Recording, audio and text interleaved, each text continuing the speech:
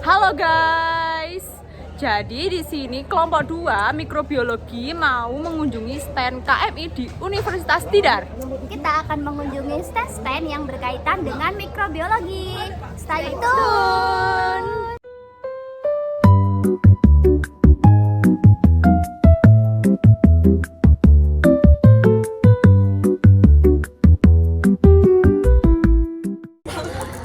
Oke, langsung aja kita lagi di stand pertama dari Universitas Jana Badra. Langsung aja, halo kakak. Ini dari Universitas Jana Badra. Oke, kakaknya dengan kakak siapa? Risti. Bentang. Oke, di sini ini ada beberapa pupuk organik cair ya kak.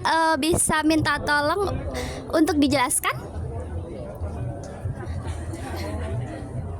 Pupuk organik cair dari kita itu sendiri memanfaatkan dari limbah organik cair, limbah rumah tangga yang dimana kita melihat sebuah potensi untuk memanfaatkan limbah tersebut menjadi pupuk cair. Untuk proses pembuatan dari pupuk itu sendiri, kita pertama mengumpulkan dari limbah-limbah rumah tangga tersebut, terus kita kumpulkan menjadi satu. Setelah kita kumpulkan, nanti kita untuk olah dicincang-cincang. Setelah dicincang-cincang, kita masukkan ke dalam ember fermentasi tersebut, kak. Setelah masuk ke dalam ember tersebut, kita campurkan dengan PM4 sebagai bakteri starter dan molasses sebagai makanannya. Untuk fermentasi dilakukan selama 1 bulan full. Setelah itu bisa dipanen untuk diperjualbelikan. Untuk pembuatannya ada seperti organisasi tersendiri atau dikasih seperti himpunan gitu atau gimana? Enggak kak, kita ini khusus dari KMG Expo.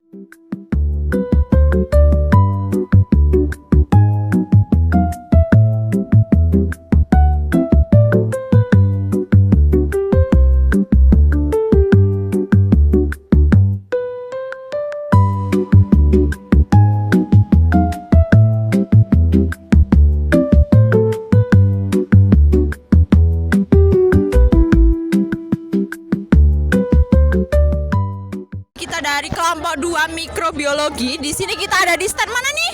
Universitas Telkom. Jadi kita ada di stand yogurt dan ini yogurtnya menarik banget guys. Ada yang mangga, ada yang pisang, ada yang strawberry. Nah, ini katanya boleh tester sih. Jadi kita tes dulu. Bismillahirrahmanirrahim. Enak, sumpah. Enak. Enak, Kak. Enak. Kasih loh. Nah, langsung saja. Kan kita ada tugas ini buat mengunjungi stand yang tentang mikrobiologi. Nah, kaitannya yogurt kan ada ya. Nah, itu menurut dari kakak gimana sih cara buatnya? Terus fermentasi mikrobiologinya gimana? Boleh? Oke, jadi aku ini tuh awalnya jadi dari dulu kultur bakteri satu saset itu. Nah, satu saset itu kan jadinya 1 liter nih. Nah, dari 1 liter ini difermentasi tuh 24 jam. Nah, setelah jadi 24 jam itu kan otomatis 1 liter itu udah jadi bakteri yogurt ya. Nah, dari 1 liter itu kemudian aku anak-pinakin lagi jadi beberapa liter gitu.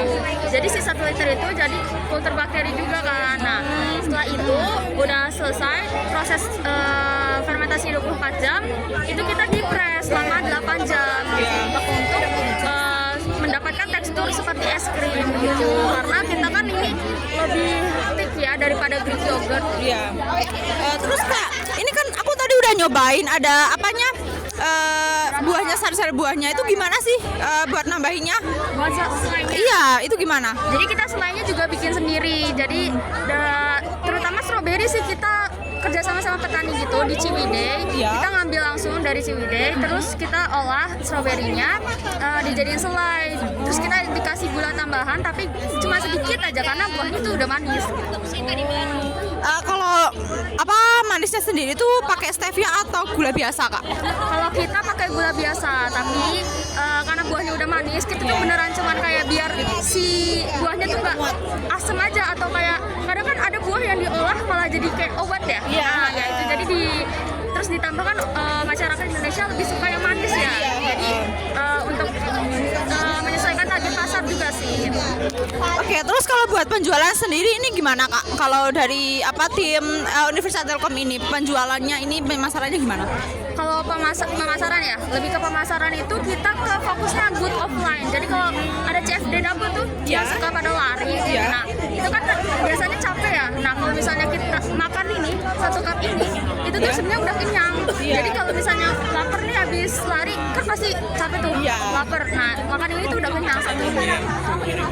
Oh, berarti ini ya lebih ke offline. Kalau buat platform online juga belum. Online udah, kita fokus di Instagram untuk menarik Gen Z ya utamanya. Nah, kita bikinnya video reels, video feeds, edukasi.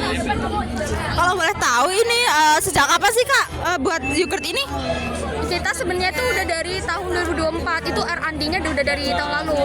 Tapi kita baru jualan itu semenjak P2MW ini gitu. Jadi sekitar Agustus sih baru benar eksekusinya gitu.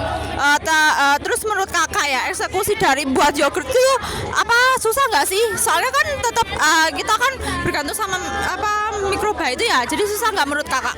Menurut aku susah sih karena yogurt itu kan riskan ya kalau misalnya salah buat atau salah tekniknya suka kadang tuh jadinya jelek dan malah keracunan gitu kan, bahaya kan susu ya. Nah jadinya itu tadi aku ada proses R&D di mana R&D itu juga berjalan berbulan-bulan gitu. Kayak pernah sempat gagal buat yogurtnya, terus pernah sempat yogurtnya tuh malah jadi cair banget, nggak kental. Nah gitu. Oh, berarti ini ya Kak, kalau buat keunggulan sendiri, keunggulan dari buat produk yogurt itu gimana? Produk kita kan utamanya. Nah, jadi itu tadi kalau misalnya Greek yogurt itu biasanya cuman proses penyaringan selama 4 jam. Tapi kalau kita tuh selama 8 jam untuk mendapatkan teksturnya tersebut.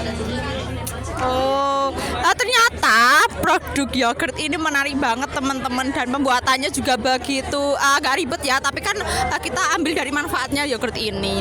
Oke, mungkin dari kita sekian ya guys. Nanti kita lanjut video-video di dalam stand ini. Oke.